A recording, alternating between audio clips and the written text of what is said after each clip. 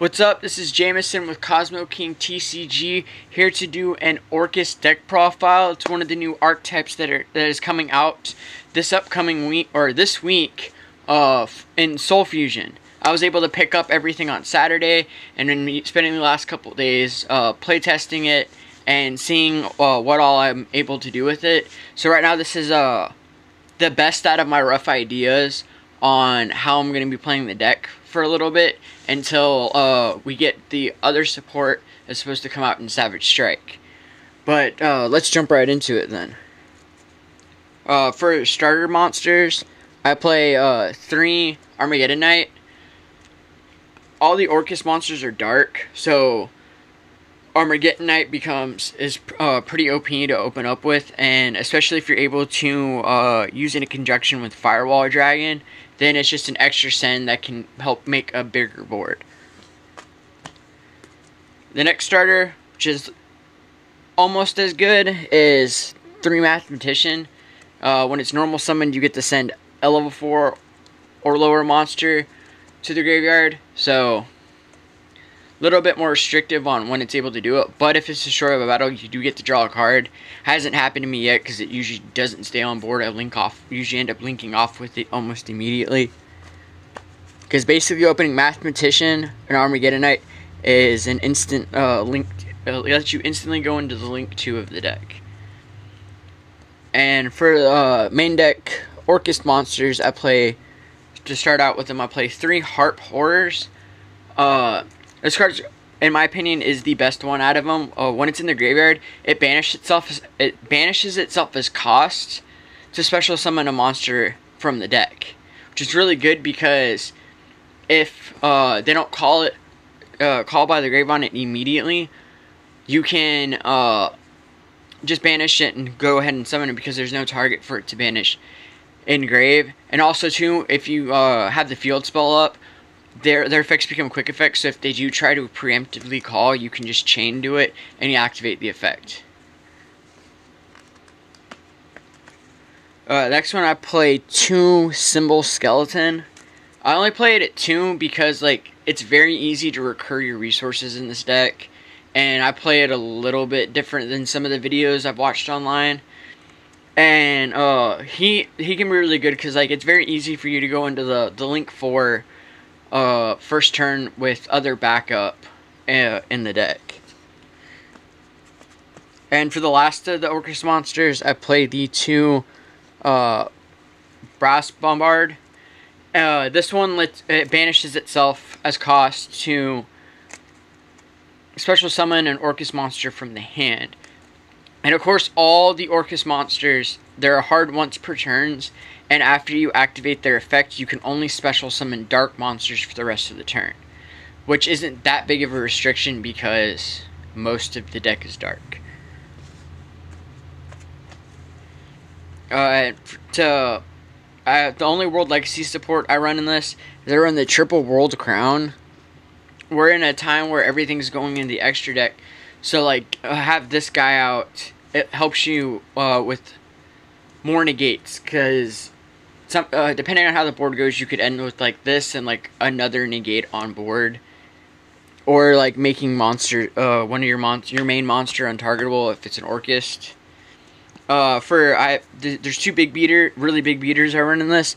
Play the 1 Dark Arm Dragon because it's very easy to have exactly 3, seeing as the Orcust monsters banish themselves to recur other resources. And then I play the 1 the new Chaos Dragon from Soul Fusion.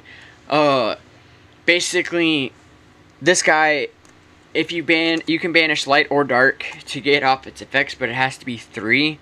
If you use all light monsters, special summon 1 monster from your graveyard in defense position. If only dark, shuffle 1 random card in your opponent's hand back into the deck. And if it's a mix of light and dark, it destroys 2 cards on the field. And it just says destroy up to 2 on the field. So I'm not 100% sure if it targets. If it doesn't, then that's great, but it most likely does because it's up 2. And then of course Dark Armed free pops. For hand traps, I run 3 Ash Blossom because it is the most versatile hand trap right now. And the last 2 hand traps I run are 2 Ghost Ogres. I was going to play Veiler, but I'd rather play Ghost Ogre to get rid of things. And there's a lot of things that Ghost Ogre is still good against. So why not? And plus, it's the only 2 light monsters I run into the deck. So it helps me get Levineer out a lot easier. Onto the spells. I'm going to start out with the Orcust spells. Start out, I have 3 Orcust Return.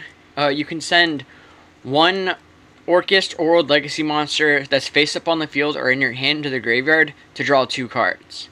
And of course, or you want the Orcust in the grave, and drawing 2 is always nice. It's a hard once per turn, but Pot of Greed. I don't find it necessary to run the Allure because you have this as is, and you're not banishing things that don't need to be banished.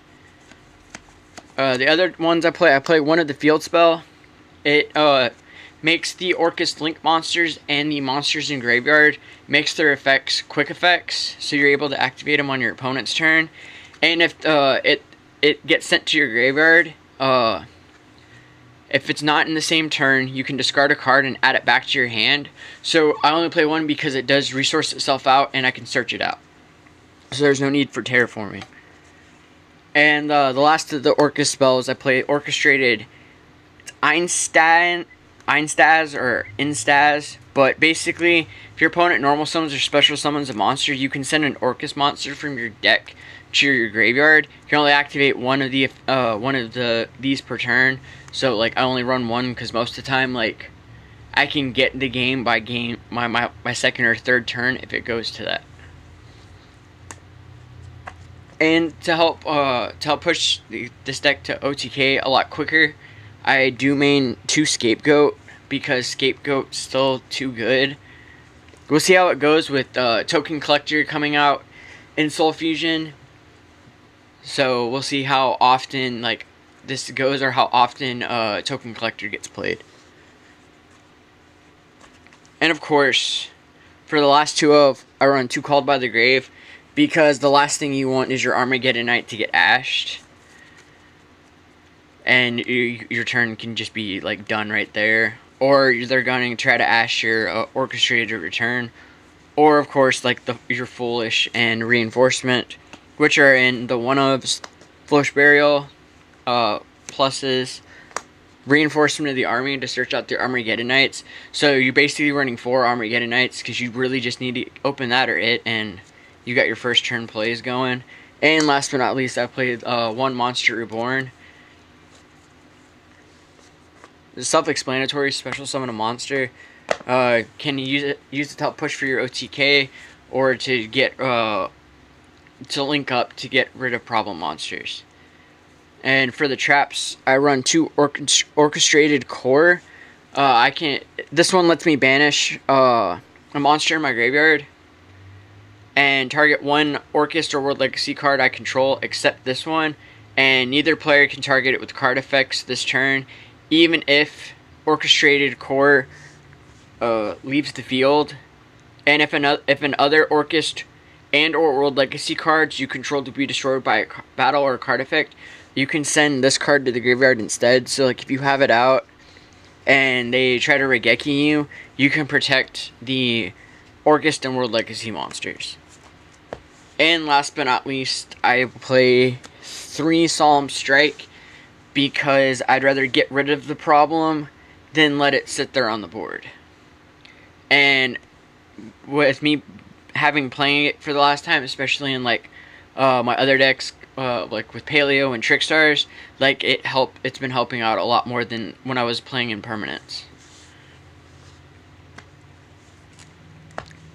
Onto the extra deck. Extra deck's kind of rough because I'm still thinking about things to add because like there's also the option to where like you can main like 1 maybe 2 Cyber Dragon.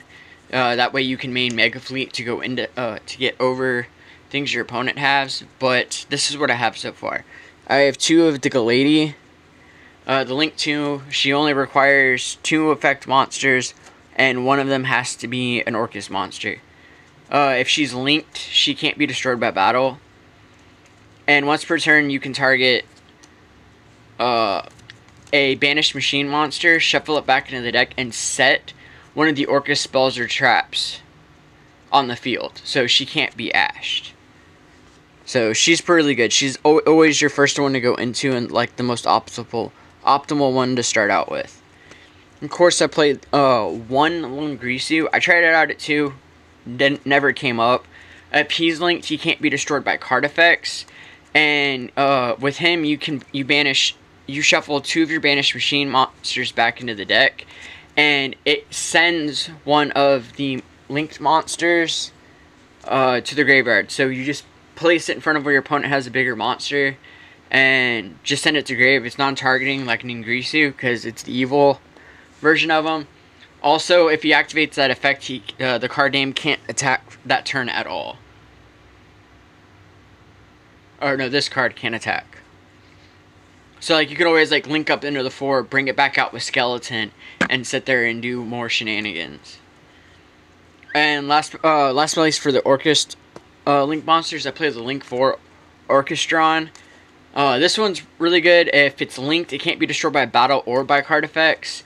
And you can target 3 of your banished machine monsters, shuffle them into the deck, and make the linked monsters that are linked to it 0 attack and 0 defense. And it's only the ones your opponent controls, and also their effects are negated.